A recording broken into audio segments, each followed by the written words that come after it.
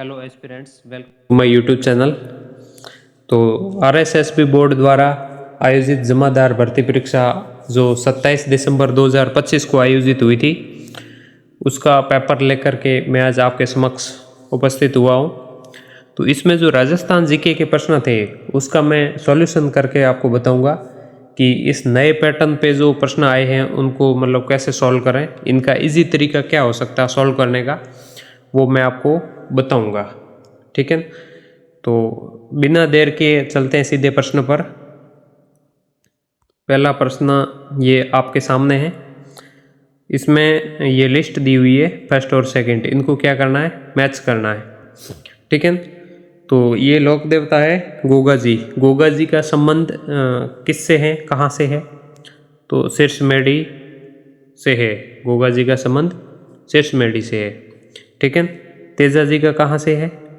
खरनाल, खरनाल से है। और मान लो ये आपने दो मैच कर लिए, तो इधर भी आपको देखना है कि ए में है जो सेकंड है, ए में सेकंड कहाँ है? एक तो यहाँ है और ए में सेकंड यहाँ है, मतलब इन दो में से हो सकता है, बी और सी तो हो ही नहीं सकता।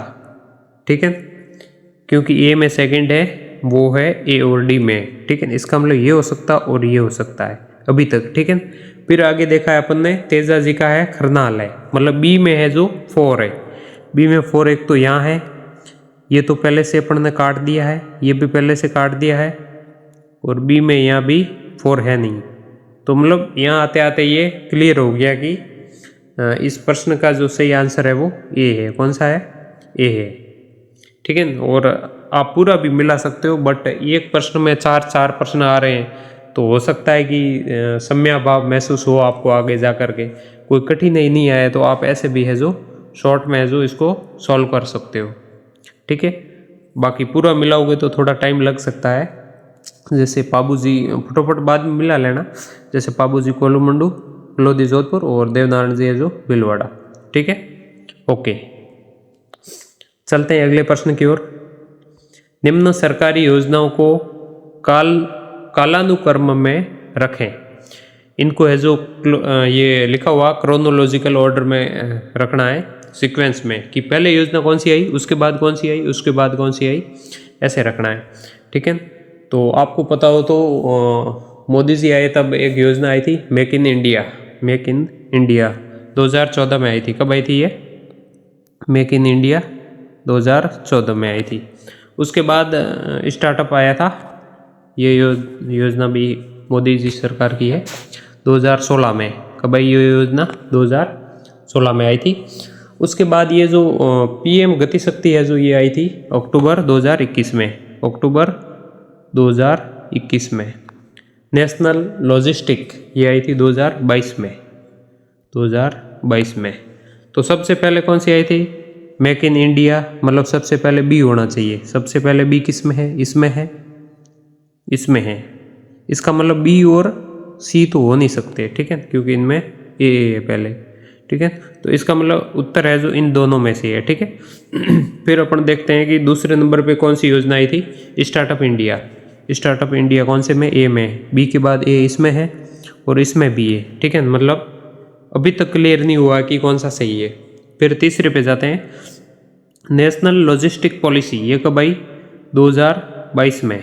ठीक है, मतलब ये चौथे नंबर पे है, लास्ट में सी, लास्ट में सी इसके है, देख लो, इसके लास्ट में सी है नहीं, इसके डी है।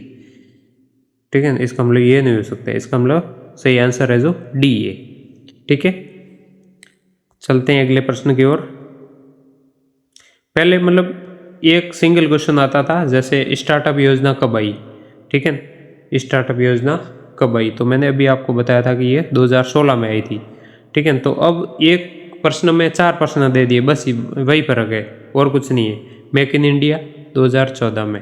ठीक है, इस तरह से चलते हैं अगले प्रश्न की ओर। सवाई माधोपुर, सिरोही, राजसमंद, उदयपुर और भीलवाड़ा जिलों के पश्चिम भाग में कौन सी मृदा पाई जाती है? ठीक है, तो मैंने तो ये ट्रिक से याद किया था कि सवाई भी उदय और राज के साथ लाल पीला होकर सिरोही गया। ठीक है, पहले प्रश्न आता था 2-3 जिलों के नाम दिए होते थे, फिर ये नाम दिए होते थे कि भाई लाल पीली मृदा है या काली है या लेटराइट है या जलोढ़ है। अब इन्होंने डिटेल में दे दिए सवाई माधोपुर, सिरोही, राजसमंद, उदयपुर और भीलवाड़ा। ठीक है, तो इसमें है जो आपको कोई दिक्कत नहीं होगी समझने में, आराम से है जो आप इसको समझ सकते हो क्योंकि ये डिटेल में दिया हुआ है। ठीक है, तो इसका आंसर है जो ए है, सरल ही सवाल है, कोई दिक्कत नहीं है। ठीक है, इसके बाद देखो ये बिल्कुल सरल प्रश्न, संत धन्ना का जन्म राजस्थान के किस जिले में हुआ? पहले जैसे वो पटवार और वीडियो में सवाल आए थे ना, सेम वैसा है, टॉप उससे भी सरल है। ठीक है, देखो लोग क्या कह रहे हैं कि पेपर हार्ड है ना। पेपर हाँ मध्यम स्तर का है, इतना भी हार्ड नहीं है। फ़र्क यही है कि पहले एक प्रश्न आता था ना, उसमें अब इन्होंने 4 कर दिए। ठीक है, यही फ़र्क है, बाकी कोई खास विशेष इतना है नहीं। और दूसरी बात, जो पेपर बनता है, पेपर ऐसे नहीं, पूरा पेपर कठिन नहीं बनता। RSS भी जो पैटर्न ब्लूप्रिंट पे चलती है, आपने पहले पढ़ा होगा रीट पात्रता में, एक पढ़ा होगा आपने प्रश्नों की प्रकृति। ठीक है, नेचर ऑफ क्वेश्चंस। ठीक है, तो उसमें क्या है कि बच्चों के लिए कि प्रश्नों पत्र कैसा हो। ठीक है, उसमें इजी, मीडियम और डिफ़िकल्ट ये लेवल होते हैं। आप स्कूल में कभी पढ़ाते हो तो गवर्नमेंट स्कूल की आप वो वर्कबुक होते हैं, उसमें देखना इजी, मीडियम और डिफ़िकल्ट ये तीनों ऊपर लेबल लगे हुए होते हैं, उस पर टिक किया होता है कि ये वर्कशीट है जो कैसी है। तो इसमें तय होता है पहले ब्लूप्रिंट में, जैसे कि 30% सवाल होंगे वो इजी होंगे, 40% मीडियम होंगे और 30% है जो हार्ड होंगे। जैसे 40 और 30 कितने हुए? 70। और पिछली बार जनरल की मेरिट कितनी गई थी? 65%। मतलब डिफ़िकल्ट को छोड़ देते हो ना तो भी है जो आपका सिलेक्शन हो जाता है, मेरे कहने का मतलब ये है। ठीक है, और डिफ़िकल्ट सवाल बहुत ही कम होते हैं, ये 30% मैंने ज़्यादा लिख दिया, ये तो ऐसे ही एग्जाम्पल एक आपको समझाने के लिए दिया है। ठीक है, चलते हैं अगले प्रश्न पर। हाँ, ये आपको समझने की बहुत ज़्यादा आवश्यकता है क्योंकि इस तरह के बहुत सारे प्रश्न हैं जो RSSB बोर्ड पूछ रहा है। ये एक अभिकथन है और दूसरा कारण है। असर्शन, अभिकथन क्या होता है पता है? कोई भी बात है जो मजबूती के साथ कहना, ज़रूरी थोड़ा ही है कि भाई वो सच हो, वो झूठ भी हो सकता है। देखो एक चोर होता है, वो झूठ भी कितना ठोस मतलब मजबूती के साथ कहता है। ठीक है, तो असर्शन वो है जो वो स्टेटमेंट जो अपन फोर्सफुली कहते हैं ना, बात को बलपूर्वक रखते हैं ना कि ये ऐसा है ना, वैसे होता है ये असर्शन मतलब अभिकथन। ठीक है, तो यहाँ असर्शन क्या दिया हुआ है? असर्शन है सभी पंचायती राज संस्थाओं में 1/3 सीटें महिलाओं के लिए आरक्षित होती है। पहले तो ये देखना है कि ये बात सही है, बिल्कुल सही है। दूसरा कारण लिखा हुआ है, कारण को भले बाद में पढ़ना, भले ये इसको कथन ही समझ लो, एक बार स्टेटमेंट समझ लो इसको। पहले ये सही है, दूसरी बात सही है या नहीं है इसको समझो। भारत का निर्वाचन आयोग पंचायतों के चुनाव का आयोजन करता है। पंचायतों के चुनाव का आयोजन या संचालन भारत का निर्वाचन आयोग नहीं करता। कौन करता है? राज्य का निर्वाचन आयोग। आप सीधा कारण देखने लग जाओगे, जबकि ये पहले दोनों बात देखनी, वेरीफाई करना है कि दोनों सही है या नहीं है। ठीक है, तो ये दूसरा है जो इसका कारण है जो गलत हो गया। ठीक है, चलते हैं इनके ऑप्शंस की ओर। इसमें क्या दिया हुआ है? ए और आर दोनों सही है, गलत हो गया क्योंकि आर गलत है। ए सही है लेकिन आर सही नहीं है, ये बात ठीक लग रही है। ए सही नहीं है, नहीं ये तो सही है। ए और आर दोनों सही है, नहीं, इसका मतलब उत्तर हो गया बी सही हो गया। अब आर ए की सही व्याख्या करता है या नहीं करता वो अपन दूसरे प्रश्न में देखेंगे कि ये क्या चीज़ है। ठीक है, इसको कैसे करना वो मैं आगे बताऊंगा। इस तरह का पैटर्न का प्रश्न भी आपको समझना चाहिए। ऐसा प्रश्न आ सकता है कि महाराणा कुंभा की कौन सी रचनाएं निम्नलिखित में से है, फिर ऐसे 2-3 दे देंगे महाराणा कुंभा की, 1-2 और ऐड कर देंगे और फिर ऐसे ऑप्शन दे देंगे ये।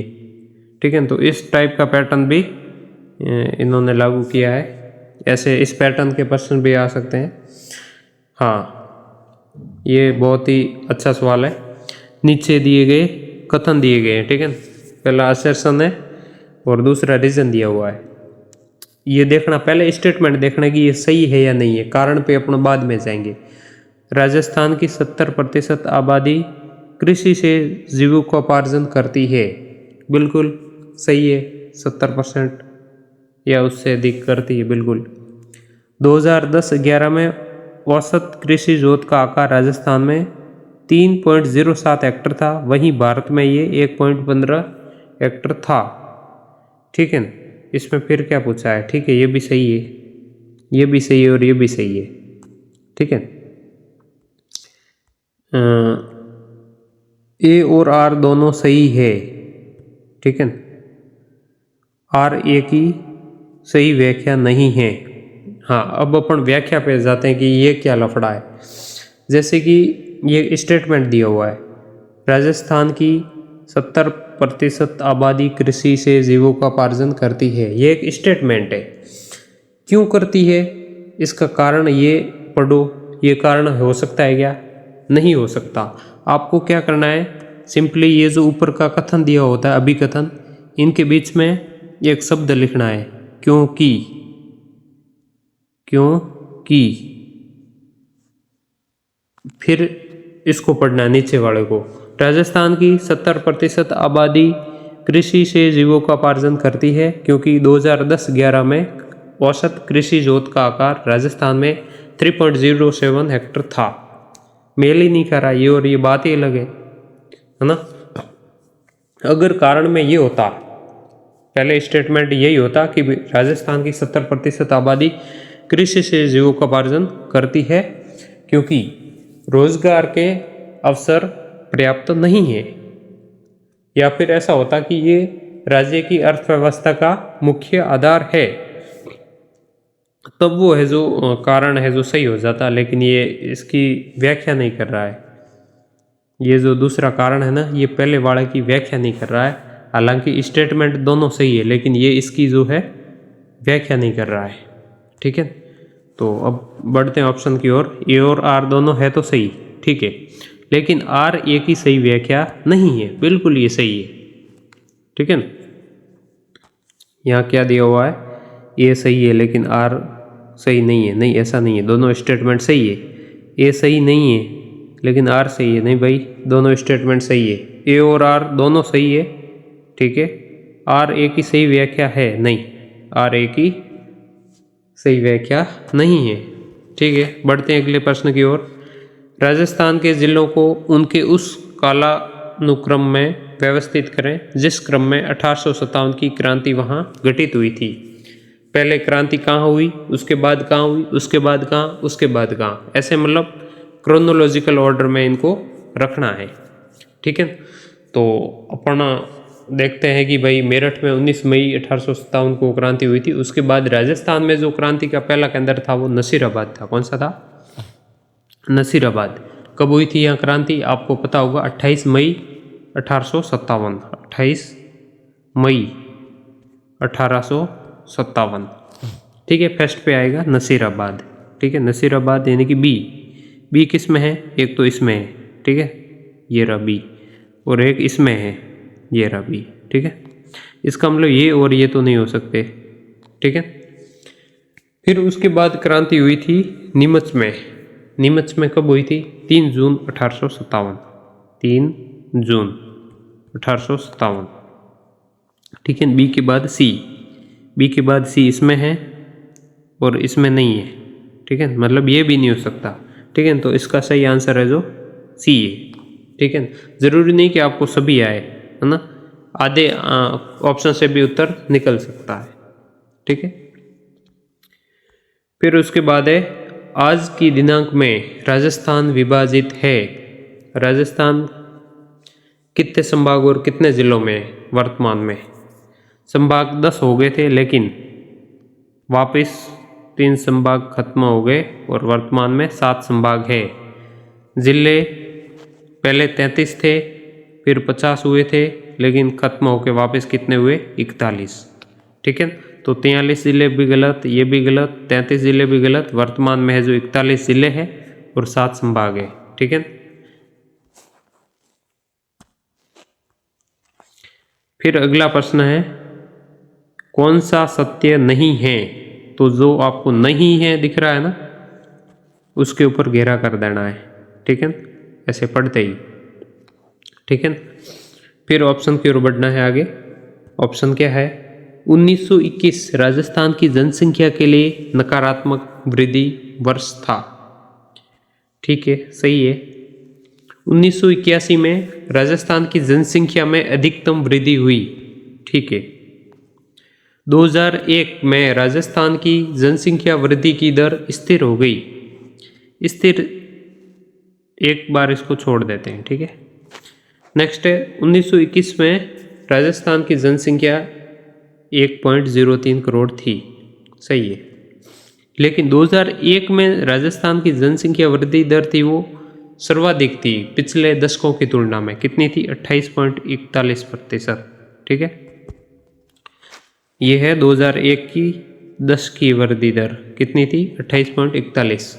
और 2011 में जनगणना हुई थी, एक के बाद हर 10 साल में होती है। फिर 2011 में हुई, उसकी 10 की वृद्धि दर कितनी थी? 21.31%। ठीक है, ये आप याद रखना। इसके बाद अब जो जनगणना होगी वो कब होगी? 2027 में। और भगवान करे कि आपका रीट में सिलेक्शन हो और आपका भी इस जनगणना में ड्यूटी लगे। ठीक है। और बढ़ते हैं नेक्स्ट प्रश्न की ओर। ये वापस मैच करना है लिस्ट फर्स्ट और सेकंड को। ठीक है। इसमें देखिए कि मूल अधिकार किस में है? भाग 3 में। मूल अधिकार किस में? भाग 3 में। ठीक है। उसके बाद मूल कर्तव्य किस में है? भाग 4। ठीक है, भाग 4A। नीति निर्देशक तत्व भाग 4 में। किस में है? भाग 4 में। और आपातकालीन उपबंध किस में है? भाग 18 में। ठीक है। तो इसने कैसे किया देखो, इसका मैं आपको बता देता हूँ। इसने क्या किया, इसने प्रश्न को नहीं पढ़ा शायद। क्या देखा कि पहले कॉमन क्या है? पहले में कॉमन है 3, सॉरी हाँ, पहले में इसमें भी 3 है और इसमें भी 3 है, बाकी में इसमें 4 है, पहले इसमें 1 है, तो ये होंगे नहीं। ठीक है, इसमें कॉमन ये निकला। फिर आगे बढ़े, इसमें यहाँ कॉमन क्या है? मतलब इसमें तय हो गया कि या तो उत्तर इसमें से है या फिर सी में से या ए में से। ठीक है। फिर बी में देखा इसने, तो बी में इधर 4 है और इधर 4 है, मतलब दोनों में से कॉमन है। ठीक है, ये नहीं हो सकते। तो पहले ये था, अब भी ये इसमें सही हो रहा है, मतलब कि ये सही है। आप मिलान कर लेना, ये सही है। ठीक है। हालांकि इसमें गलत होने की भी संभावना रहती है, पूर्णतया ये तरीका सही नहीं है। आपको ऐसे नहीं करना है, मैं तो इसका बता रहा हूँ। ठीक है, ऐसे भी प्रश्न सही होते हैं कभी कभार, लेकिन 50-50 चांस होता है इसका। ठीक है, बढ़ते हैं अगले प्रश्न की ओर।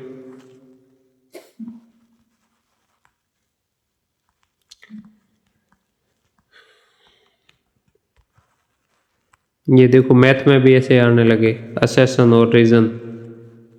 ठीक है, ये इंडिया पॉलिटी का सवाल है। इंडिया पॉलिटी, हाँ ये देखो, वालरा क्या है? बहुत इजी सवाल आ गया। देखो ये स्थानांतरित कृषि, शिफ्टिंग कल्टीवेशन। ठीक है,